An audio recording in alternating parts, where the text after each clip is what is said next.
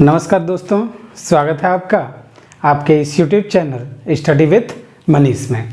दोस्तों, इस वीडियो में मैं आप लोगों को जो उत्तर प्रदेश पुलिस की वैकेंसी आने वाली है 26,382 पदों पर आप देखेंगे कि यूपी पुलिस की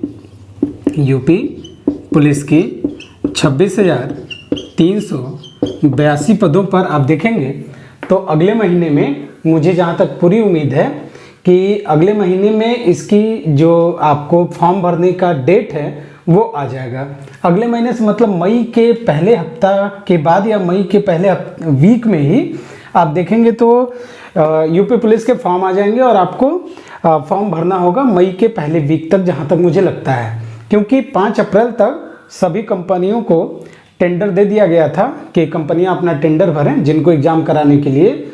और ये कहा गया था कि 20 अप्रैल तक, मतलब उड़ती खबर ये है कि अब ये टेंडर का काम पूरा हो चुका है और जहां तक बहुत जल्दी उम्मीद है कि हमको लगता है कि मई के पहले वीक या मई के दूसरे वीक तक ये आपका फॉर्म भरने की प्रक्रिया स्टार्ट कर दी जाएगी।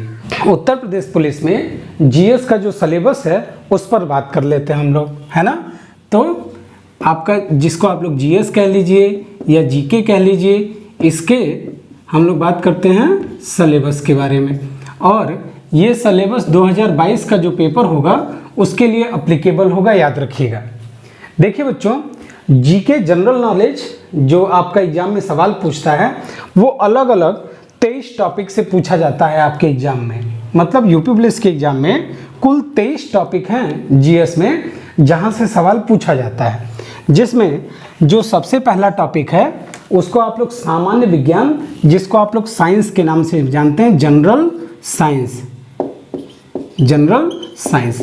आप साइंस से देखेंगे तो अच्छी खासा मात्रा में, आई थिंक मेरे हिसाब से पिछली बार दोनों अगर एग्जाम देख लें तो दोनों एग्जाम में, पिछले जो लास्ट दोनों एग्जाम हुए, हर पेपर में 4 से 5 क्वेश्चन आप देखेंगे सामान्य विज्ञान से पूछा गया था। इसमें भी जो बायोलॉजी वाला पोर्शन था, आप देखेंगे जीव विज्ञान बायोलॉजी वाला जो पोर्शन था उसमें से ज़्यादा क्वेश्चन पुटअप करता है। तो 1-2 क्वेश्चन आप जनरल केमिस्ट्री से पूछ देगा और बाकी के सारे क्वेश्चन होते हैं सामान्य विज्ञान से। उसके बाद जो दूसरा टॉपिक है इसमें भारतीय इतिहास दिया हुआ है। जीएस का जो दूसरा टॉपिक है उसमें भारतीय इतिहास का टॉपिक दिया हुआ है। अब भारतीय इतिहास में देखिए तो भारतीय इतिहास में आप जानते हैं कि इतिहास का 3 पोर्शन है हमारे सिलेबस में। अब एंशिएंट भी है, मतलब प्राचीन इतिहास भी है, मध्यकालीन इतिहास भी है और आधुनिक भारत का इतिहास जिसको मॉडर्न इंडिया कहते हैं वो भी है। सबसे ज़्यादा क्वेश्चन जो इतिहास के पोर्शन से देखेंगे वो आधुनिक भारत के इतिहास से पूछता है और 1-2 क्वेश्चन आप देखेंगे संस्कृति से, प्राचीन इतिहास में कल्चर, मंदिर वगैरह ये सब चीज़ें, और 1-2 क्वेश्चन आप देखेंगे तो मध्यकालीन इतिहास में आप देखेंगे वहाँ भी पुस्तकों के रचयिता कौन है, इस पुस्तक के लेखक कौन है, इस पुस्तक के लेखक कौन है, तो यहाँ से सवाल पूछ लेता है, वो भी किसमें, भारतीय इतिहास में। ठीक है। तीसरा जो पोर्शन है इसका नाम है भारतीय संविधान, इंडियन कॉन्स्टिट्यूशन। भारतीय संविधान की बात करें तो बहुत इंपॉर्टेंट टॉपिक है और भारतीय संविधान से कम 5 से 6 क्वेश्चन आपके एग्जाम में पूछा जाता है यूपी पुलिस के एग्जाम में। पिछला रिकॉर्ड आप उठाकर देख लीजिए, इन सब पोर्शन में से सबसे ज़्यादा वेटेज अगर किसी का रहता है तो भारतीय संविधान से रहता है। राष्ट्रपति से ही 3-4 सवाल पूछ लेता है। तो याद रखिएगा भारतीय संविधान के बाद जो अगला टॉपिक है जिसको हम लोग कहते हैं भारतीय अर्थव्यवस्था, इकोनॉमी जिसे आप लोग कहते हैं, इकोनॉमी की बात करें तो इकोनॉमी में जो ट्रेडिशनल इकोनॉमी है, जो पढ़ा जाता है इकोनॉमी, उस इकोनॉमी से एक भी सवाल नहीं पूछा जाता है। इकोनॉमी से कौन सा सवाल पूछता है आजकल, तो उत्तर प्रदेश बजट और केंद्र सरकार का जो बजट, जो अभी बजट पेश किया गया है, चाहे उत्तर प्रदेश का बजट हो, चाहे केंद्र सरकार का बजट हो, यूनियन बजट हो, इन दोनों बजट से आप देखेंगे तो एग्जाम में उठा करके सवाल पूछ देता है। या फिर जैसे उत्तर प्रदेश की सरकार ने कोई योजना चलाई है आर्थिक क्षेत्र में, उस योजना से सवाल उठा के पूछ लेता है। तो भारतीय अर्थव्यवस्था में आपको क्या करना है, यूनियन बजट पढ़ना है और स्टेट बजट पढ़ना है, प्लस साथ में क्या करना है, सरकार की योजनाएं जो इकोनॉमी से रिलेटेड हैं उनको पढ़ना है। अच्छा जी, 5वां है कृषि, व्यापार और वाणिज्य।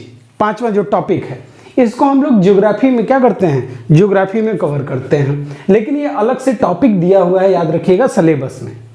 अगला है उत्तर प्रदेश पुलिस में जो अगला टॉपिक है उसको वो है जनसंख्या। जनसंख्या मतलब पॉपुलेशन। तो जनसंख्या से भी आप देखेंगे तो सवाल पूछ लेता है किस राज्य की जनसंख्या सबसे ज़्यादा, लिंगानुपात किसका है, क्या है, ये सब सारी चीज़ें आती हैं किसमें, जनसंख्या में। उसके बाद आता है अगला टॉपिक जिसको बोलते हैं पर्यावरण एवं नगरीकरण।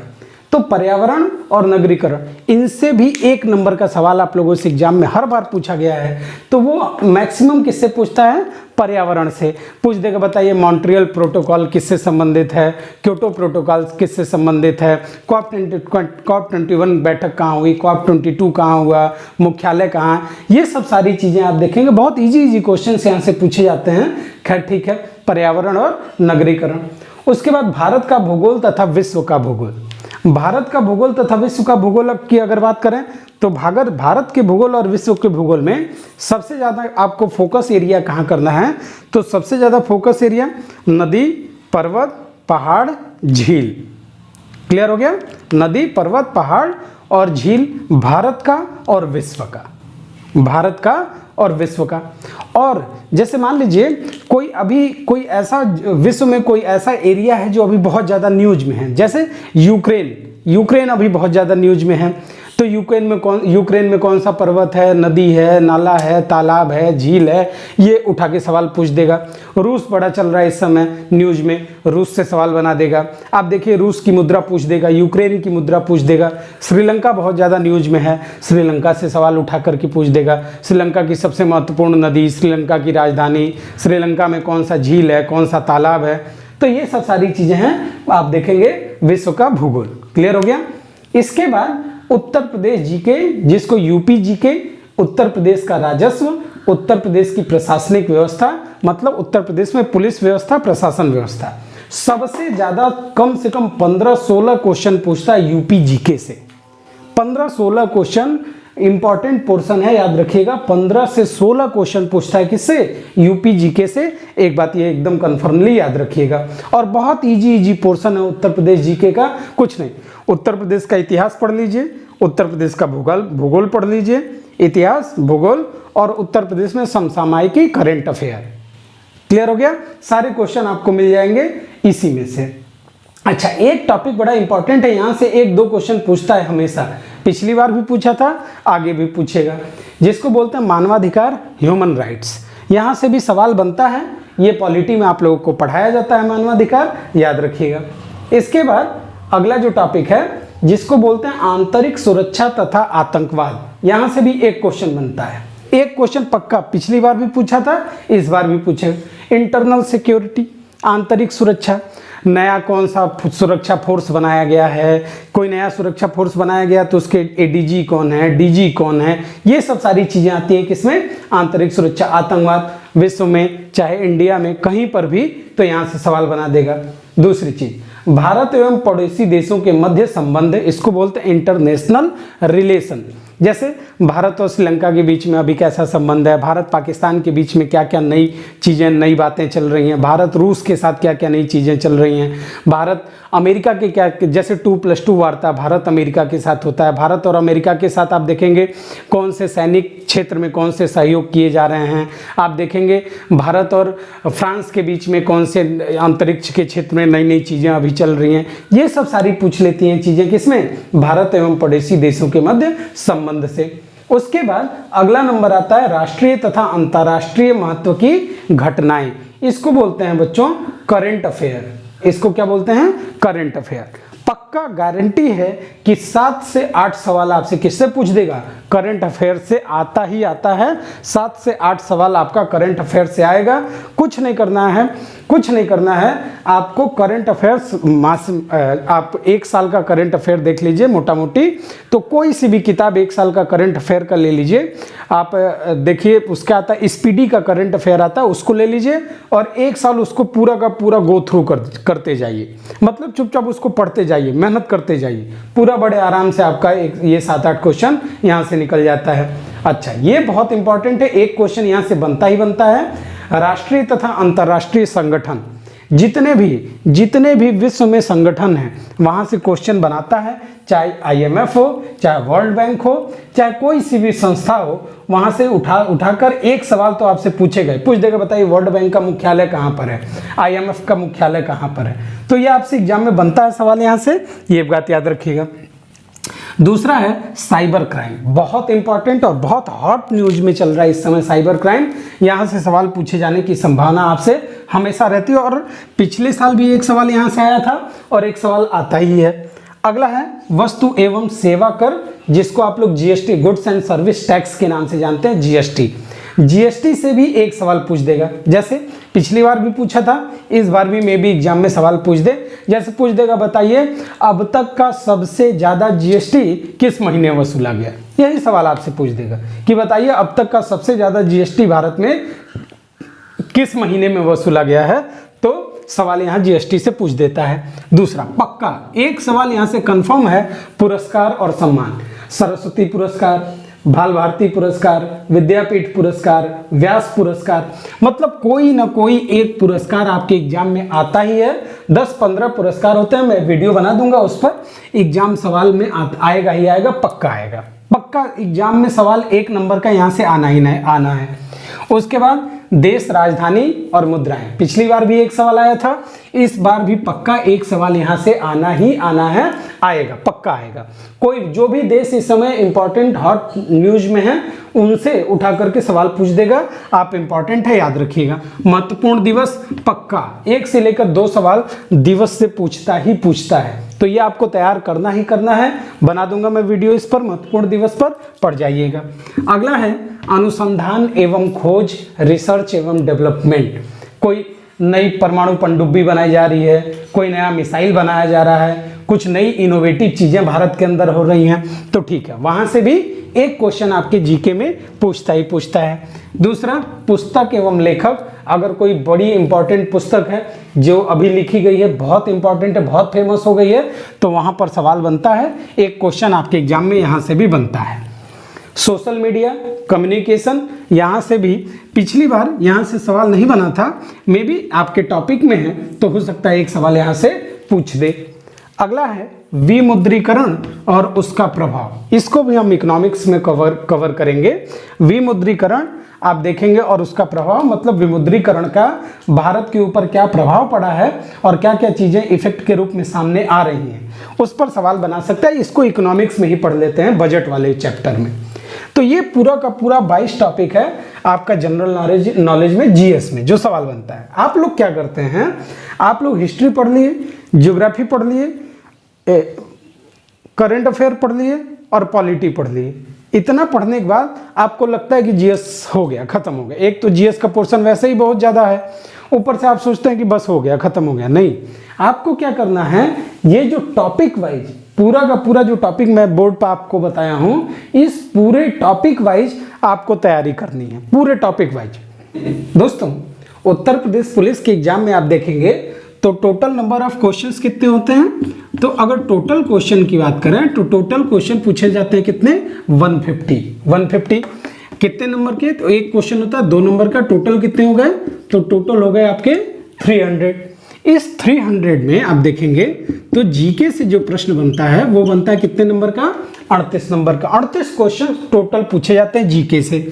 इसके बाद देखेंगे इसमें तो अगला जो इंपॉर्टेंट रोल प्ले होता है इसमें, वो इंपॉर्टेंट रोल प्ले होता है हिंदी का, और हिंदी में जो नंबर ऑफ क्वेश्चंस पूछे जाते हैं वो पूछे जाते हैं टोटल कितने, 37। इसके बाद देखेंगे तो इसमें अगला नंबर है रीजनिंग का। रीजनिंग में देखेंगे तो इसमें नंबर ऑफ क्वेश्चंस कितने हैं, 38। और इसके बाद आता है नंबर मैथ्स का। जो मैथ्स की बात करें तो इसमें भी नंबर ऑफ क्वेश्चंस कितने पूछे जाते हैं, 37। लेकिन इसमें मैथ्स में जो प्रॉपर मैथ्स होता है ना, जो प्रॉपर मैथ होता है, प्रॉपर मैथ का ले दे के जो क्वेश्चन होता है मैक्सिमम वो 20 ही होता है। मैथ जिसको आप लोग कहते हैं वो 20 ही क्वेश्चन होता है। इस 20 में से जो बाकी आपका बचा हुआ क्वेश्चन है कितना, 17 क्वेश्चन, वो हो जाता है ऐड आपका रीजनिंग में। मतलब संख्यात्मक प्रश्न होते हैं ज़्यादा से ज़्यादा, ताकि आप मेंटल एबिलिटी आपकी वहाँ पर क्या होती है, मेंटल एबिलिटी आपकी चेक की जाती है। तो मैथ्स के हो गए 20 क्वेश्चन। 38 और 17 जोड़ लीजिए, करीब करीब 55-56 क्वेश्चन हो जाते हैं आपके रीजनिंग के। हिंदी के कितने 37 और जीके के कितने 38। ये 38 क्वेश्चन जीके के। तो अब आपके एग्जाम की तैयारी का जो मेन फोकस एरिया होना चाहिए वो क्या होना चाहिए? तो अगर आप रीजनिंग अच्छे से तैयार कर जाइए, अगर आप हिंदी अच्छे से तैयार कर जाइए, रीजनिंग बहुत इजी सवाल पूछे जाते हैं, बहुत ज़्यादा टफ सवाल नहीं होता है। हिंदी की बात करें मेरे प्यारे दोस्तों, तो अगर आप हिंदी लूसेंट खरीद लीजिए और लूसेंट लेकर के 1 महीना पूरा का पूरा लूसेंट एकदम चाट डालिए, पूरा का पूरा लूसेंट तैयार कर डालिए। तो मेरा पूरा, अगर आप पूरा का पूरा लूसेंट तैयार कर गए तो एकदम मेरा पूरा वादा है आपसे कि आप 38 क्वेश्चन में से पक्का गारंटी है कि 34, 35, 36 क्वेश्चन तो करेंगे ही करेंगे, कोई आपका गलत कर ही नहीं सकता है। दूसरी चीज, अगर हिंदी के बाद रीजनिंग की बात करें तो ये आपका बहुत इंपॉर्टेंट मतलब आपका समझ लीजिए कि ये पार्ट अगर आपने तैयार कर लिया तो आपका सिलेक्शन कोई रोक नहीं सकता। हिंदी, रीजनिंग। मैथ्स की बात करें तो नंबर ऑफ क्वेश्चन है 20 क्वेश्चन। और अगर आपने अच्छे से 3, 4, 5 महीना, अभी बहुत टाइम है, हमको लगता है कि मई में अगर पेपर का फॉर्म आ जाता है तो मई के बाद जून, जुलाई, अगस्त, सितंबर, अक्टूबर तक आपका पेपर होना चाहिए। तो इतना टाइम अपने पास मोर देन इनफ टाइम है आपको तैयारी करने का। और 3-4 महीने में, अगर 4 महीने भी आप 10 घंटा पकड़ लीजिए, एक दिन का 10 आवर 10 घंटा पकड़ लीजिए, तो आप 4 महीना अगर लगातार कॉन्टिन्यूअस ये तैयारी कर दिए 10 घंटा और 4 महीने, तो इस एग्जाम में आपका सिलेक्शन होने से कोई रोक नहीं सकता, कोई भी नहीं रोक सकता। आपको क्या करना है, कट ऑफ कितना जाता है? कट ऑफ की अगर बात करें तो हम मान के चलिए कि 150 क्वेश्चन है। 150 क्वेश्चन आपको पता है कि 0.5 नंबर का निगेटिव मार्किंग इसमें होता है, आप सबको पता है। तो ध्यान से सुनिए जरा, निगेटिव मार्किंग है। फिर भी अगर हम अपना लक्ष्य बना करके चलें कि हमको मैक्सिमम, मान लीजिए 150 क्वेश्चन है, हम मान के चलते हैं कि हमको 110 क्वेश्चन करना है मिनिमम से मिनिमम। हम तो कहते हैं मेरे हिसाब से प्रत्येक बच्चे का जो लक्ष्य होना चाहिए, मेरे हिसाब से प्रत्येक बच्चे का जो लक्ष्य होना चाहिए कि वो होना चाहिए 120 क्वेश्चन, कि हमें 120 क्वेश्चन एग्जाम में सही टच करके आना है, अटेम्प्ट करके आना है। फिर भी आपके पास वाइड एरिया है 30 क्वेश्चन का, जिन्हें आपको छोड़ देना है। और बड़े आराम से, जो क्वेश्चन आपको लगता है बहुत ज्यादा टफ है उसको नमस्ते करके छोड़ दीजिए। आपको अगर लगता है नहीं आ रहा तो छोड़ दीजिए, कोई बात नहीं। तब भी आप छोड़ना चाहेंगे तो कितना क्वेश्चन छोड़ देंगे? 30 क्वेश्चन छोड़ देंगे। 30 क्वेश्चन, बहुत लंबा रेंज हो गया आपके पास। और अगर आपका 120 क्वेश्चन सही हो गया तो 12 दूना 24, 240 नंबर, कोई माइका लाल आपका सिलेक्शन नहीं रोक सकता है। अगर इतना नंबर आपका आ गया तो कोई माइका लाल आपका सिलेक्शन यहां पर नहीं रोक सकता है, ये गारंटी दे रहा हूं मैं। बेसिकली आपको करना क्या है, आपको हिंदी एकदम बढ़िया से, हिंदी को एकदम चाट डालना है, हिंदी। दूसरा रीजनिंग, तीसरा मैथ। अब देखिए जीके की जहां से बात करें कि जीके कहां से पढ़ना है, सर सब कुछ बता दिए, जीके के बारे में बताइए। जीके क्या करना है? जीके आप स्पीडी की किताब आती है वो लेकर के आइए, पहली चीज। दूसरी चीज, आपके पास लूसेंट होनी चाहिए, लूसेंट होनी चाहिए। और अभी आपके पास टाइम है, अभी आपके पास टाइम है, तो क्या करिए, महेश बर्णवाल की किताब आती है जिसमें आप देखेंगे क्या कि आप सारा का सारा एनसीईआरटी का फैक्ट बेस उसमें क्लियर कर दिया गया है। तो हम अपनी क्लासेस में रेगुलर तो सारी चीज़ें पढ़ते ही हैं, आप वो किताब भी ले लीजिए, साथ साथ क्लास भी करते रहिए और वो किताब भी चलाते रहिए। तो उससे क्या होगा, आप क्लास करेंगे, किताब पढ़ेंगे, किताब पढ़ेंगे, क्लास करेंगे, चीज़ें आपकी क्या होती जाएंगी, क्लियर होती चली जाएंगी। और सबसे ज़्यादा फोकस किस पर करना है, यूपी जीके। सबसे ज़्यादा फोकस करना है किस पर, यूपी जीके पर। और बहुत जल्दी मैं यूपी जीके का आप लोगों के लिए सीरीज स्टार्ट करूंगा जिसमें यूपी जीके से रिलेटेड सारी चीज़ें आप देखेंगे, फैक्ट वाइज सारी चीज़ें मैं कवर करा दूंगा आप लोगों का। तो एकदम निश्चिंत रहिए। ये उत्तर प्रदेश के पुलिस कांस्टेबल का सिलेबस था जो आप लोग डिमांड थी आप लोगों की, मैंने इस पर वीडियो बना दिया। तो धन्यवाद दोस्तों। फिर मिलेंगे किसी और बेहतरीन वीडियो में, तब तक के लिए धन्यवाद। जय हिंद।